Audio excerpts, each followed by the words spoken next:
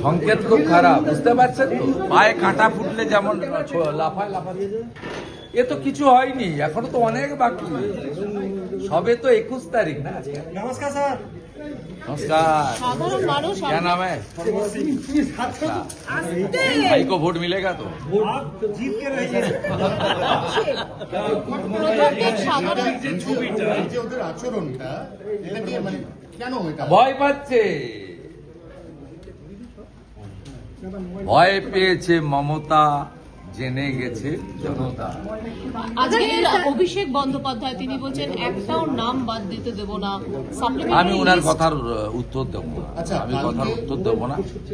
ওনাদের party stand উনি বলছেন, বিষয়টা তো মমতা ব্যানার্জিকে কেন্দ্র করে।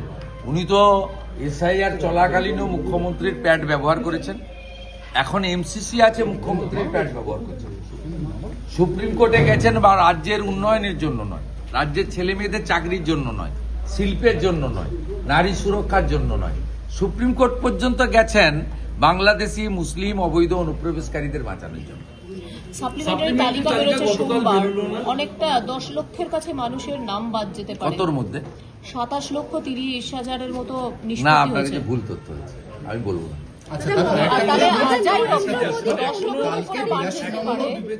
যা আছে যা যারা করেছেন, সুপ্রিম কোর্টে চিফ জাস্টিস বলে দিয়েছে, আমি সব শুনবো, জুডিশিয়ারির উপরে কোশ্চেন করলে আমি শুনবো না।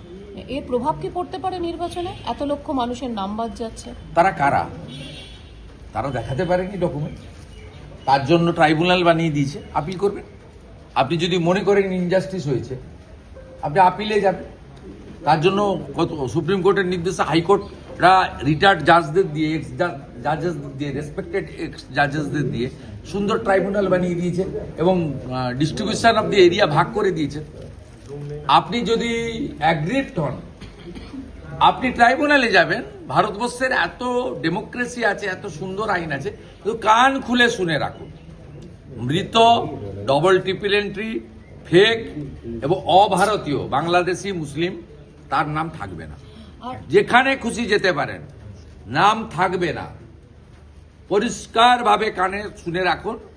আপনি যদি ভারতীয় হন, আপনার যদি পেপারসের প্রবলেম থাকে, আপনি যদি মনে করেন যে জুডিশিয়াল অফিসাররাও আপনার সঙ্গে ইনজাস্টিস করে দিয়েছে, আপনি ট্রাইব্যুনালে আপিল করবেন। Tribunal will take final call, no problem. ঘন ঘন কর্মী সভা হচ্ছে, গতকাল একটা হয়েছে, আগামীকাল আরেকটা হবে, মানে সেখানে স্বয়ং দলনেত্রী থাকছেন। ওদের কাজ ওরা করবে। ভারতীয় জনতা পার্টি মমতা ব্যানার্জিকে হারাতে চায়, ভবানীপুরের মানুষকে পরিত্রাণ দিতে চায়, এখানে ভয় ভীতি মুক্ত করতে চায়। সেই জন্য রাজ্যের বিরোধী দল নেতাকে এখানে পাঠিয়েছেন। মোদিজির সৈনিক হিসাবে আমি এখানে এসেছি, বিজেপির প্রার্থী হিসাবে। এই রাজ্যে কুশাসন, অপশাসন, অত্যাচার, তোষণ, দুর্নীতি সবকিছুর যিনি কর্ণধার, মাননীয় মুখ্যমন্ত্রী মমতা বন্দ্যোপাধ্যায়কে পরাস্ত করার জন্য আমি ভবানীপুরের জনতা জনার্দনের কাছে আশীর্বাদ করব। আপনারা 2014 সালে অল্প ভোট হলেও বিজেপিকে এগিয়ে রেখেছিলেন।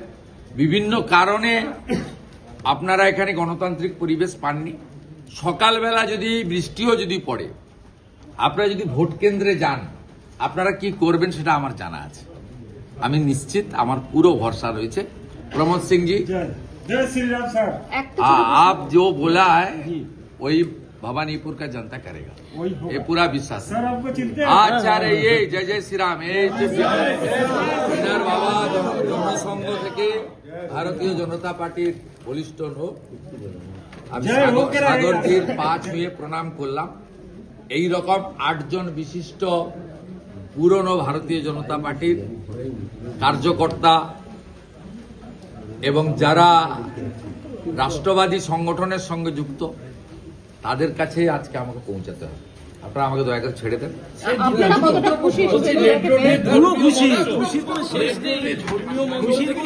রাজনৈতিক যে আক্রমণ হলো আজকে, প্রধানমন্ত্রীকে 4 তারিখে রেড রোডে প্রার্থনার আয়োজক মুসলিম নেতাদের উচিত মমতা ব্যানার্জির বিরুদ্ধে ব্যবস্থা নেওয়া। খিলাফত কমিটির উচিত ব্যবস্থা নেওয়া। পরবর্তীকালে এটা একটা অন রেকর্ড খুব ব্যাড ইনস্ট্যান্ট হিসেবে থেকে গেল।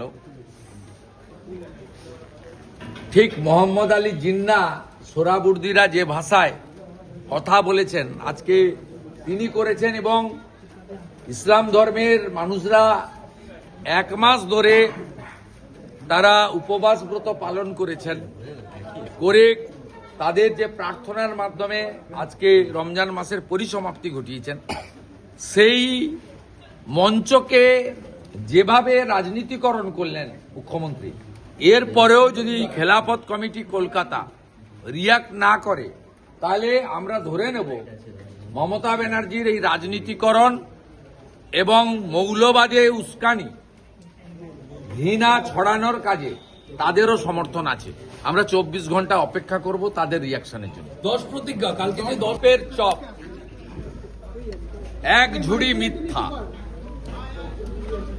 বিজেপি ক্ষমতায় আসছে, নজরুল মঞ্চে প্রথম মিথ্যাশ্রী পুরস্কারটা আমরা তৈরি করে রাখছি, মাননীয়ার হাতে তুলে দেব। 24,000 কেন্দ্রীয় বাহিনী আমি ইন্টারেস্টেড নয়, কেন্দ্রীয় বাহিনীর নিয়ন্ত্রণ কে করবে সেটা নিয়ে ইন্টারেস্টেড। কেন্দ্রীয় বাহিনীকে সঠিক ব্যবহারের আমি দাবি করি। যদি কালীঘাট মন্দিরে যদি আজকে মমতা ব্যানার্জির ছবি রাখা হয়, উনি প্রার্থী,